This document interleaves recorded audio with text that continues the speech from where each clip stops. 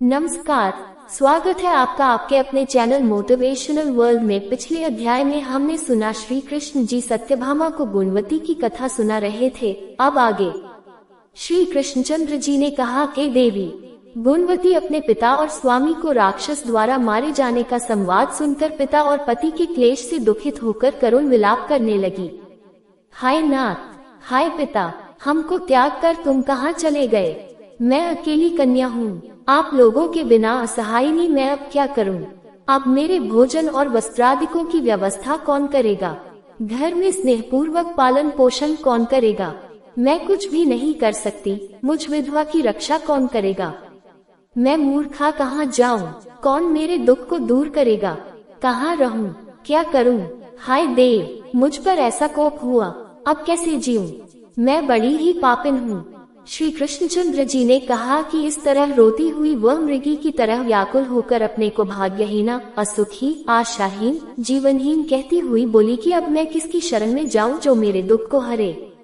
तत्पश्चात वायु से आहत केले के वृक्ष की तरह वह पृथ्वी पर गिर पड़ी। अधिक देर बाद होश में आई, फिर भी अत्यंत करुण विलाप कर बहुत विकल होकर शोक महासागर में डूब गई। अपने घर की सारी वस्तुएं बेचकर सावधानी के साथ उसने अपने पिता और पति की यथाशक्ति श्राद्धादिक क्रिया की। उसके पश्चात उसी पुरी में निवास करती हुई वह विष्णु भगवान की भक्ति में तत्पर होकर शुद्ध तथा शांत स्वभाव से अपनी इंद्रियों को अपने वश में करके वहीं रहने लगी।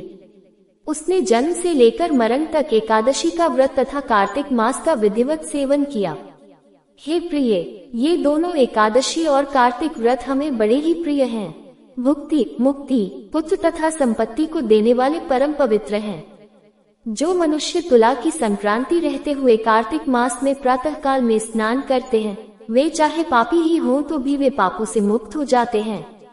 जो मनुष्य कार्तिक स्नान, जागरण, दीपदान तथा तुलसी के वृक्ष की रक्षा करते हैं, वे साक्षात विष्णु भगवान के तुल्य हैं। जो भक्त कार्तिक मास में विष्णु भगवान के मंदिर की स्वच्छता तथा विष्णु भगवान का स्वस्तिवचन करते हैं, वे प्राणी तो जीवन मुक्त हैं।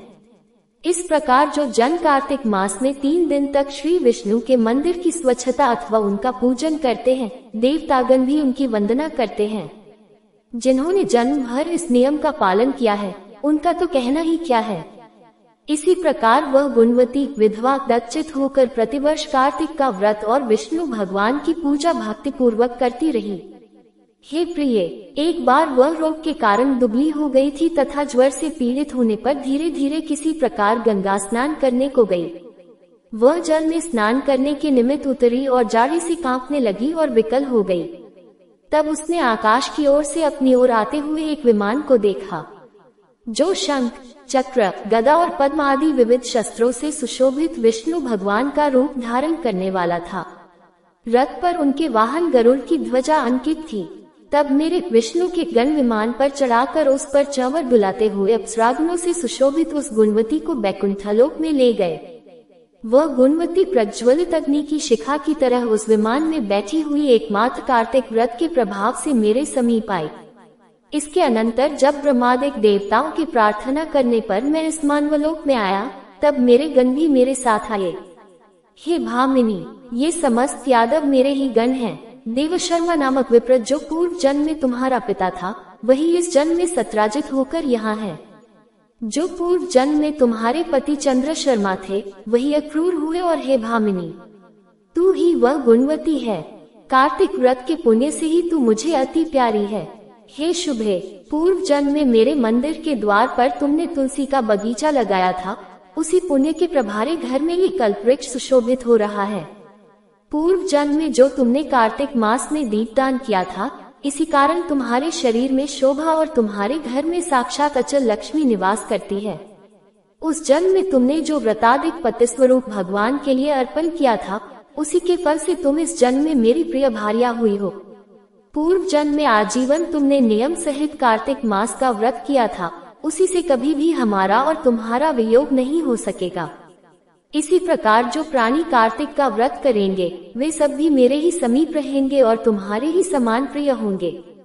यज्ञ, दान, व्रत तथा तपस्या करने वाले मनुष्यों को जो फल प्राप्त होता है, वह कार्तिक व्रत के पुण्य फल का 16वां भाग भी नहीं होता। श्री सूत जी बोले, इस प्रकार सत्यभामा श्री कृष्ण भगवान से अपने पूर्व जन्म संबंधी पुण्य के प्रभाव का वृतांत सुनकर प्रसन्न हुई तथा सारे संसार के आदि कारण भगवान श्री कृष्णचंद्र जी को प्रणाम करके बोली,